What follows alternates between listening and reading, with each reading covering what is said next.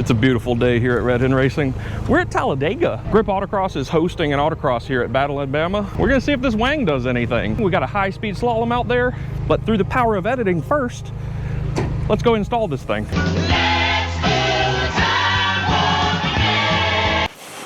It's really hot and I didn't want to be doing this today, but we're racing at Talladega this weekend and I want the car to be just a little bit better every time it goes out if we can. So I've seen this wing, this Blackbird Fabworx wing online. I really like it. It's on, I think, the BSP car that won nationals last year. Only seen one on an RF so far. I asked that one guy how it went and he said there were some complications for the RF trunk being a little bit different. So just gonna send it.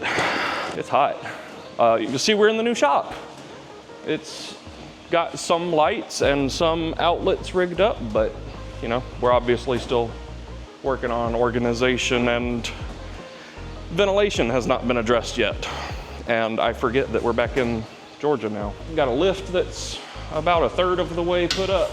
We still need to finish leveling it and get it wired in and stuff, but it's coming along nice. Nice little shop here. Got a whole bunch of bikes that at least one of would start right now. So you gotta say, we're winning.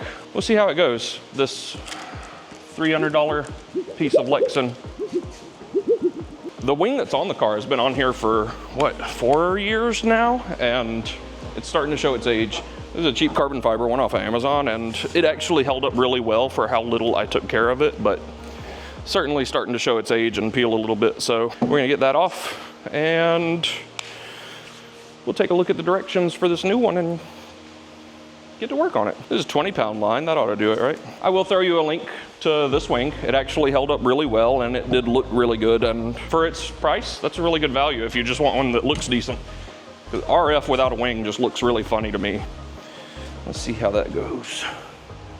A great man once said, "I stay flossing in that candy paint." And this is what he was talking about specifically. We need to order the struts that are gonna support it. You'll see what I mean when we get there. Modi does not supply the struts for it anymore. Supply issues, I don't know. I called him and got a rough idea of how long they need to be, but we're just gonna rig it up and measure. Oh yeah, we're making some progress. Whoever taped this down did a really good job. Also don't want it to splinter and go into my fingies, so just gonna keep going at it slow with the fishing line until we get there, I guess. I don't know, I just work here. What do I know? I'm just some bitch. Nice. Not a whole lot of adhesive to remove, so I'll just grab a rubber wheel probably. This probably would clean up. If I ever get bored enough to show you how to redo carbon, we'll scrub this down, re-clear it, and you can have that in your toolkit. If you don't have one of these rubber wheels, that's the move for removing adhesive like this. Watch this. Ooh. Ooh.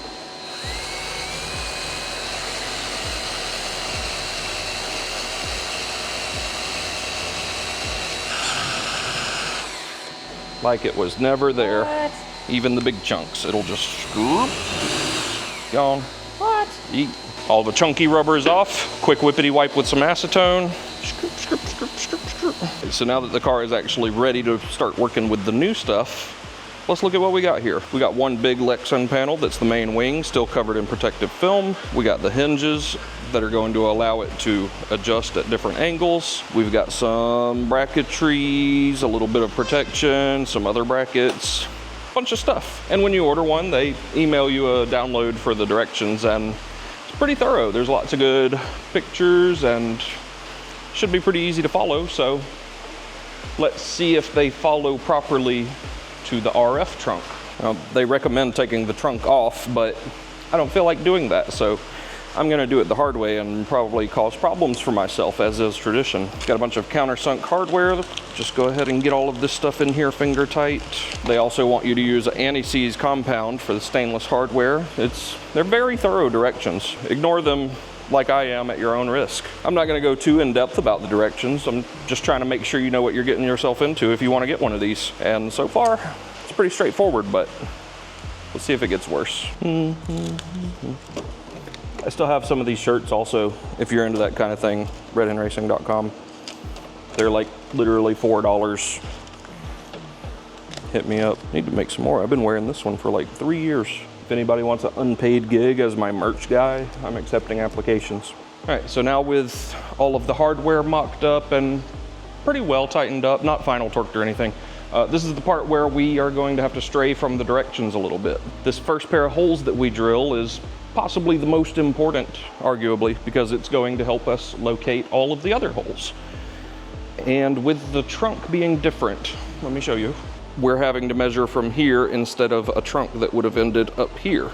All of their measurements are from there to hole. I'll talk to Modi and see if he's cool with me showing you his diagram here. This is the diagram that comes in the instructions, and it's measured based on the forward edge of the trunk.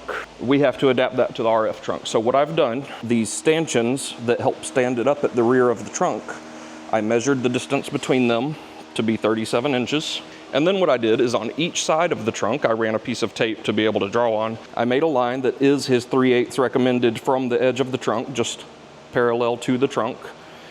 Made a 3/8 line to be able to measure along on both sides. And then I took a soft tape and measured it out. I promise this is scientific. We use tight tolerances around here. Anyways, so now that we have that measurement to go off of, let's mock it up and hit it with a quick sanity check. Make sure it looks like those holes are actually where we want them to be. Well, let's plop it up here. And put those holes over the 10¼ inch mark. And these leading corners should be flush with the edges of the trunk.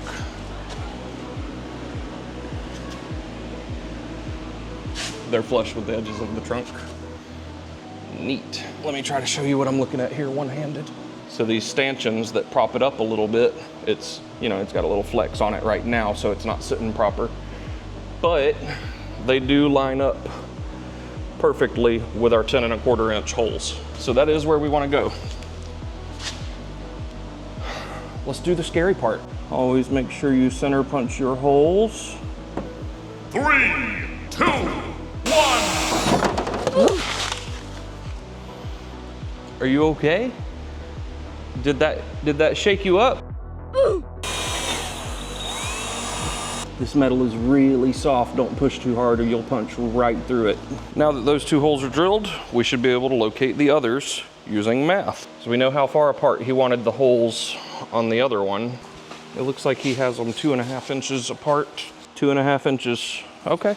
Yeah, that checks out. So we need to come up 2.5 inches. So measuring from the top edge of the trunk, the leading edge, we come back 10¼ for the first hole, and then we come back up 2.5 inches to what would be the 7¾ mark. 7¾ Boop, 7¾ Perfect.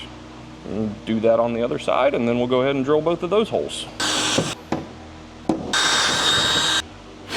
Kevin, you're drilling holes in your car. Life's too short not to drill the holes in your car.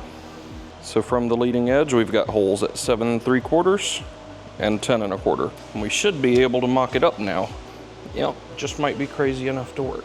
Put one of those in. There we go. That goes easy enough, actually. Whoever measured all this out must be really smart.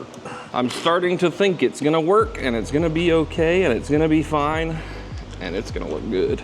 Let me show you what that looks like from back here. Our support brackets are bolted, and our corner piece is bolted. Now we have to tighten this up some. We're also gonna snug this down, but we have to be careful about how we tighten this up because we don't want it to actually pull tight. We want it to put just a little bit of flex in that piece, but it's not intended to pull it all the way flat. So I'm gonna get those snugged up, and then we get to drill more holes. Woo! And now that those are all 4 tightened up, we can drill out these holes here. I'll mark it out with this pen here. Boop, boop, boop, boop, boop.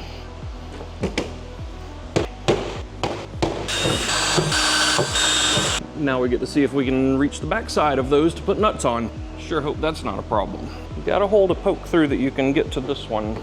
not too bad. The two holes that are more inboard are right about there and there. I don't think I need to make a hole here when there's a hole right there. These ones though, the slightly more outboard middle holes winds up right about there. I'm gonna cut a hole right there. Now look at all that room to get a nut on. Hell yeah, brother. So now we just mount it back up. Maybe you have to push down on it a little bit or something. What is that supposed to do? It's gonna make me go faster. Because yesterday I came in 5th out of 45, and it's obviously not a skill issue. So what we do is we put a couple $100 on the back of the car, and that makes us win. Don't just push down on the car? So the car is like perfectly balanced as it is right now. It handles excellent, it's perfect. It doesn't understeer or oversteer. When it starts to lose it in a corner, it's very neutral. It doesn't go tail happy, it doesn't understeer plowing through. It's very neutral. Luckily, this next event has a test and tune where we can go out there and put it up tall and see if it makes the car do anything we don't like. And then we can put it down flat and see what that does differently. That's what we're going for, at least. Man, it's a good thing somebody cut a giant hole on the bottom side of the trunk so you can get to this nut here. And here's what that looks like from the underside. So you've got two nuts out there. You've got one that you can easily see through there. The one that's the most inboard, if you pop out these guys, if you pop that out, you can actually see it to get to it through this hole with the nut taped into the wrench. And as I said, they recommend taking off the trunk to do this. I obviously didn't. This is the amount of metal shavings that you will get in your trunk if you choose not to. So be prepared to clean that out. Let's drop it down, see what it looks like. Now that it's fully mounted, we need to measure how long we want our struts to be. So I've got it rigged up with a ratchet strap off the shift knob, and the maximum angle that we're going for when we're actually running, he recommends 45 to 50 degrees. I have an angle finder or camber gauge, but I can't find it, so I'm just gonna use a regular triangle. I'm gonna hold that right there and say that that's probably about 50 degrees. This is about as high as it ever needs to be. It doesn't need to ever go higher than that. I'm gonna measure it right there. Got my silly cloth tape. So from the hole that we're supposed to drill to the hole it needs to go to, we're looking at about 11.5 inches. I've already found a strut that's about that size and that gets here in time to have it on today before we leave for Talladega. And whenever that gets here, we'll get it rigged up. We still need to drill the holes in the trunk down here for it to bolt to. So let's go ahead and knock those out. We're gonna have a hole in the middle that interferes with this badge, basically right through the bottom of that hoop. And then we're coming a set distance from the center out to here and 3/8 from the bottom. I've got that marked off with a little crosshair on both sides. So now we've got our two outboard holes drilled. If you choose to do it on the car like I did, be careful when you poke through because it can go through and touch the thing. Also, when the wing isn't really secured like this, be careful about letting it flop down because that nut can touch that paint there. And a couple hours later, we have our new struts. Hopefully you can hear me because it decided to absolutely pour. So here's what we're working with. I like these with the big hefty bases. I think those will look really nice. These are just cheap ones until I decide that they're inadequate and I want to spend more than what these cost. So these actually measure out at about 9 inches from bolt to bolt, the pivot points, and that's at their fully collapsed length. So that should work. These should have plenty of adjustment. Let's find out. Let's let it down, see what it looks like. Yeah, I'm liking how this is starting to look. Now that it's holding itself up, we can figure out what to do here. I've got the middle one just kind of mocked up with one holding it there so that we can see where it lands and where we need to trim. So I'm just gonna mark both sides of that spot right there with some blue tape. And now we can just take this back off and trim out that bottom hoop. This is how you would do that, right? And if you're scared to do it that way, this is a good time to debadge or go ahead and swap to the black ones if you haven't already. I'm not scared because I know that Soul Red is the easiest color to touch up.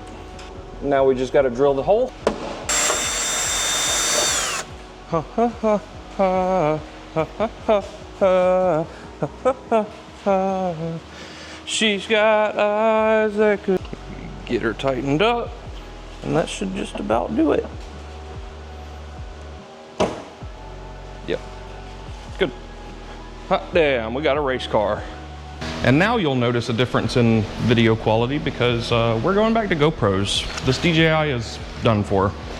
That little tumble that y'all took the other day, you'll notice the gimbal isn't even centered up like it's supposed to be. It looks that way. And clicking to rotate it doesn't do anything. And it just constantly throws a gimbal protection error. So it's borderline useless. I've been fighting with it a little bit yesterday, but I'm tired of that.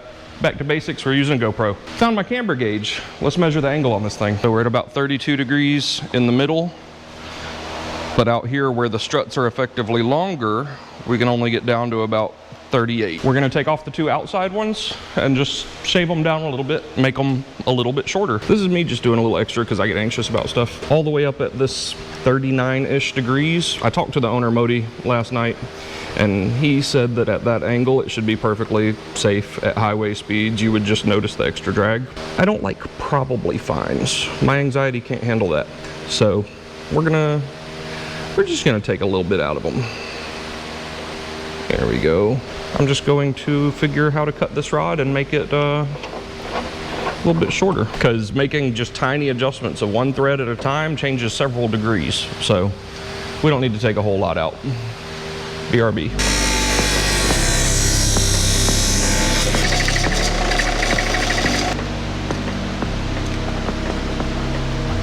All right.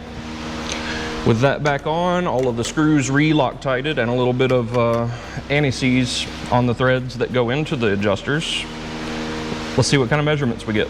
It looks straighter and more even, and out here at the edge, we're getting 33. Being all the way down is only gonna be for the drives to and from events, so it doesn't need to be perfect to the degree. We're gonna take this with us and use it to test a bunch of different angles tomorrow. Let's go to Talladega real quick.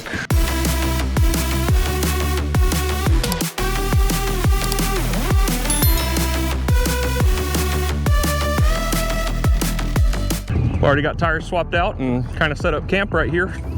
Let's go look at the track. Just scooting around Talladega, no biggie. What's going on here? You want to tell me a little bit about the course today? It's fast. Yeah. It's good and flowing. Probably the fastest course we'll This have. is the ET course. You need an extra testicle. Yeah, you'll enjoy it, bud.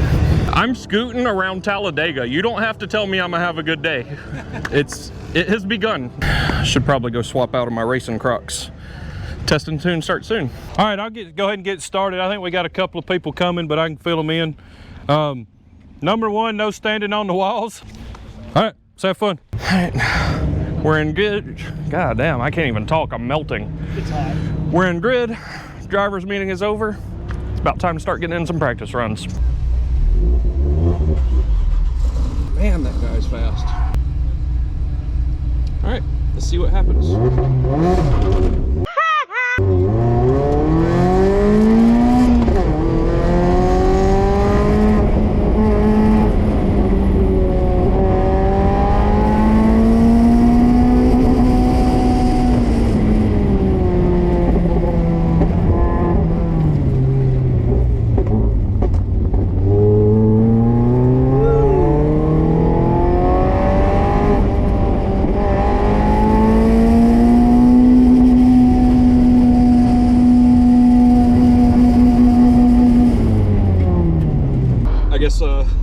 I guess we could probably hit third on the slalom, huh? Yeah, we got a lot of time left on the table and we've got a lot of grip. This feels good. That was nice. It's hard to tell without having done a fast slalom back-to-back without the wing. I'm not as good at fine-tuning little details like that. You could probably take the wing up to 50 degrees and then take it off altogether, and I might not would be able to tell you the difference, but it feels good. We're gonna run a couple more runs. Let's see what happens. Having fun taking pictures and stuff? Oh yeah, that's real fun. We're testing out this wing that I just put on here yesterday, day before, and seeing if I can tell a difference, but I don't know if I'm a good enough driver to tell a difference. Hey, at least you can drive, I can't. Let's get a better launch this time too. Shit.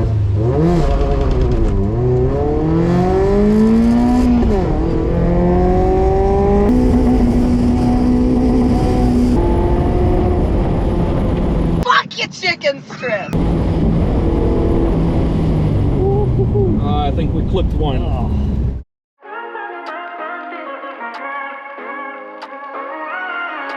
Oh, what's up, brother? Hey! How we doing? Jellyfish. I hadn't rode with you since Nopey, homie. It's been a while. What's up, everybody? I'm Will Posey. I'm with Grip Autocross. I also own a hot rod shop called Big Oak Garage. And I'm a big part of Grip Autocross, so. A big part? You make it happen. Well, yeah, you know, some people say that. We're here, day one of Battling Bama competition. We tested yesterday. I'm excited to be here riding with this cat right here. We're getting metrics on whether this wing affects top speed through the slalom specifically. So I've got a GoPro going on the gauges that we can look back at top speeds and stuff. My 230 might make it different. We'll see how it may be faster with 230 extra. I doubt it. That sounds like extra traction to me. Okay, let's roll, baby. It's gonna be fine. Yeah, we're gonna do a couple of runs, then we're gonna jack the wing up to like 50 degrees and do a couple more runs. Awesome. And you see what happens. I don't know. We're doing a science. Have you run on this layout at all? You didn't even bring your car, did you? No. This is the first time I've rode with anybody on it. Oh, really? And I wanted it to be you, Gavin. Thanks, man. You're the best. It's gonna be a good day. You can't have a bad day at Talladega. No, you can't. So did you come by yourself? Yeah, wife and kids at a multi-day event that's just a couple hours too far away.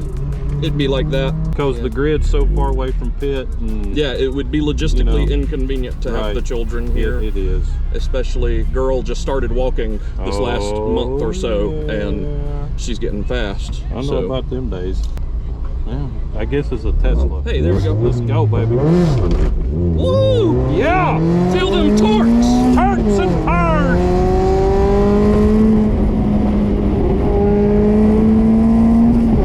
Oh, ho, ho, ho, yeah! Oh, this is great!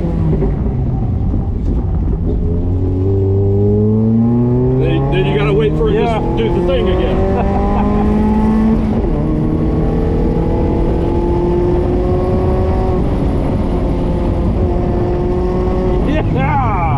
That's what happens when you bolt a couple of drag strips together and call it an autocross. 32.3.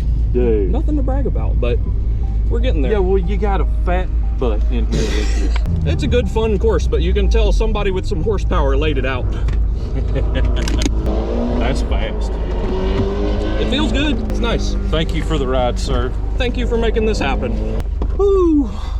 Our time was a little bit slower on that one, but through the slalom felt exactly the same as before. It's probably acceleration loss for the extra weight. I'm sure that the science has not been compromised, and if it has, then we're gonna blame it on Will. How we doing? I am fantastic. I'm about to be so good. Have you ridden with anybody else or anything? You've been out here at all? No. Oh, we're gonna have fun. It's gonna be a good day. What's Red Hen? That's my little group, the story of the little red hen. Yeah. Everyone has to help make the bread in order to help eat the bread. You know, same thing. I love that's the what it's like concept. trying to keep a fleet of race cars going. So, Yeah. same vibe.